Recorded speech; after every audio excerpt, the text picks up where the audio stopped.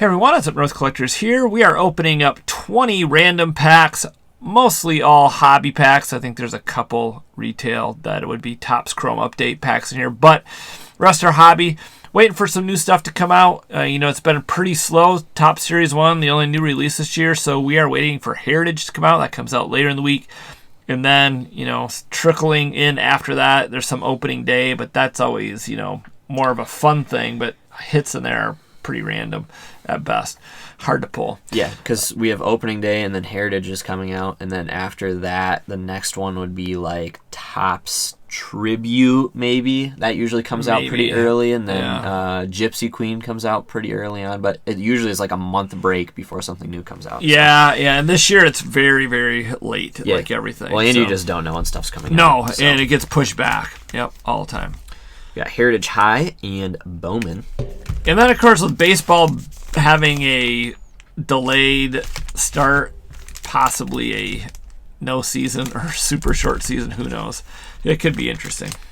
Yeah, who knows? Opening day. And you have Fanatics taking over Topps as well. Going on behind the scenes, so some company takeover as well that's going on. So just have to think about that could too. Affect production and release times and all that.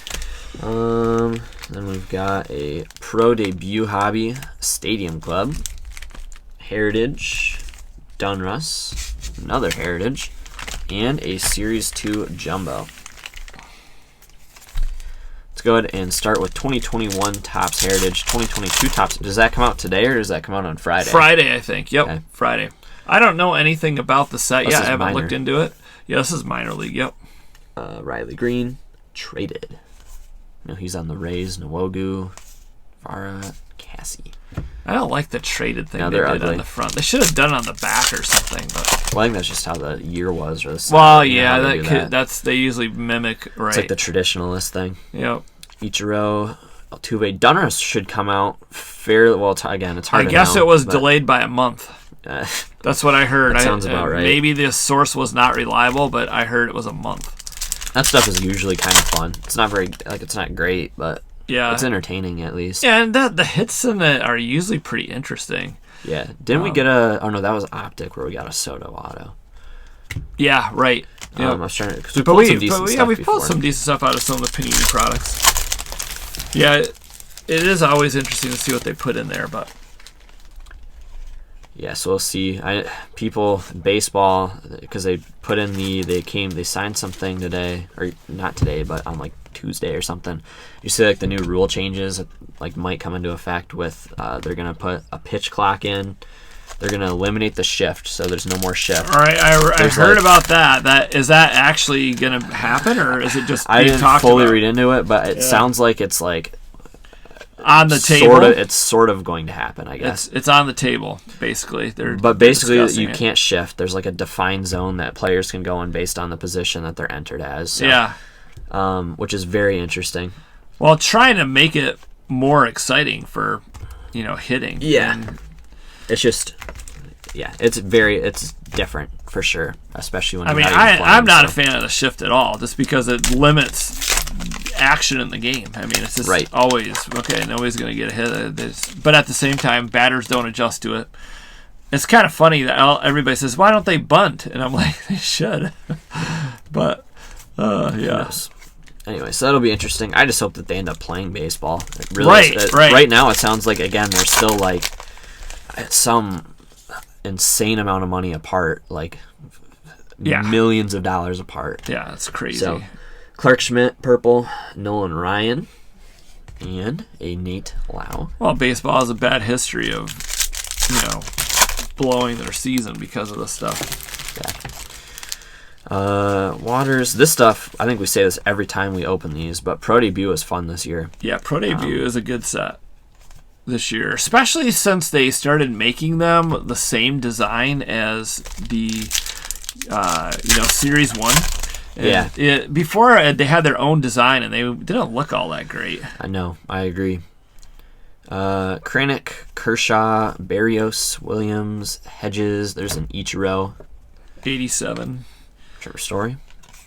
Yeah, check out our hobby versus retail video from this year of 2022 Top Series 1. That was a lot of fun, and I won't spoil it, but definitely one version over the other destroyed. Yes.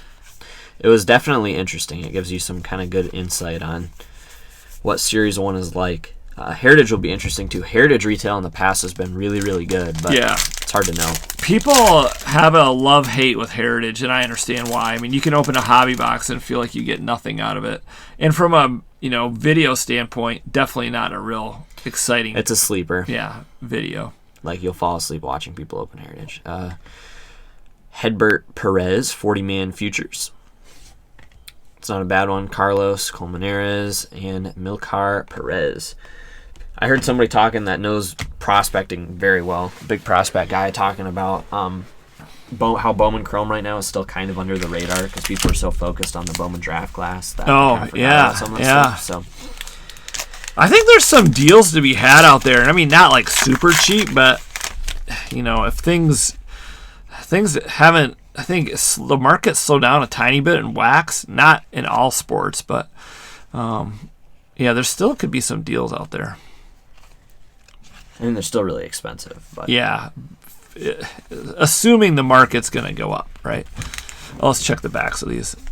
Maybe we got something, but I mean, I'm always a big fan of Heritage. 459, is that a high number? It must be. That's an SP. Yeah. I'm always a big fan of Heritage. We've been opening up that for years. And there is actually, we say this all the time, a lot of value with Heritage. But again, it is a sleeper as far as, if you're not into set building, you only get a few cards in there, and then it seems like everything's kind of the same. So on camera, it's definitely not the most fun to open. We will open up a box, but this guy's hair is awesome, Jones. So we will open a box on the channel for sure, but will we open up tons? No, but we will open up some. There's a Brian Hayes rookie. Last year's Heritage was garbage. Yeah, last year's Heritage was really bad. And this year's won't be any better if it's just the same as Series 1. It's going to be Wander, Franco, or bust. Well, yeah. I don't know. You still have at least a bit. Last year there was nobody to chase, so at least there's somebody. There he is right there. Slugger's Reunion. That gold of that card sells for like $20-$25. So anything Wander, if you get a Wander on the card, it's like, people want it. Who was that? McCormick. Brock Holt. Perez. Did we already get the hit out of this thing? We only opened up a couple packs, but I don't think we did. Welcome to the show. Wander's one of the guys who could be pretty heavily affected by the shutdown. Yes. A lot of these super young guys. Yeah, certain guys are a little more, like Soto's a little bit more exempt because he's already done something, won a championship. So. Yeah. But some of these guys, regardless, you're losing a year of your career essentially if they don't play. But for Wander, well, by the next year, maybe Bobby Witt's up and somebody else is up, whatever it might be, in the pros ready to play. And sort of takes away from the individual spotlight that Wander probably would have had at the beginning of the year. Yeah, and especially if one of those guys really takes off and then he doesn't perform quite as well. Yep. I mean, if Wander just explodes, he'll still get a ton of attention. But yeah, definitely if there's a bunch of other rookies that people have their eye on, it'll definitely make a difference in the market. Yeah, it'll be interesting to see. I mean, I'm hoping that they can figure something out because that's an interesting card. Ooh, there we go. The Brown Bear. And our mini is going to be Williams. Ted. Just regular. One of the coolest baseball players of all time. Yeah, his story is pretty good. Let's do this big old jumbo pack, Series 2. This stuff, by the way, I was looking the other day, Series 1, Series 2, all the stuff from last year, update, you can buy the boxes pretty cheap. Like, if you want a fun rip for like $70, you can buy them at DA, I think, and blow out these places, probably on eBay too for, $60-$70. Yeah, there are, a lot of value in it. Not necessarily, but for opening up a hobby box, it's pretty affordable. The hard part for me, at least, the way that I look at it, is I'd wait. Like, you can buy a Juan Soto on-card autograph right now for like $100 to $110, depending on the set. Not a rookie, but just like an on-card auto or an Acuna. Personally, I'd rather have an Acuna auto than a box of Series 1. Right, yeah, it just depends on what you're just because that stuff's so cheap right now. Looking to do. Yeah, I mean, from a collecting standpoint, it's different from a ripping standpoint. But yeah, if you're going to find somebody to collect, that's a pretty good price, really. $100 for a... Yeah, well, I've been trying to buy them. Whenever I see them at shows, I pick them up. Charlie Blackmon, 86. Yeah, definitely worth doing.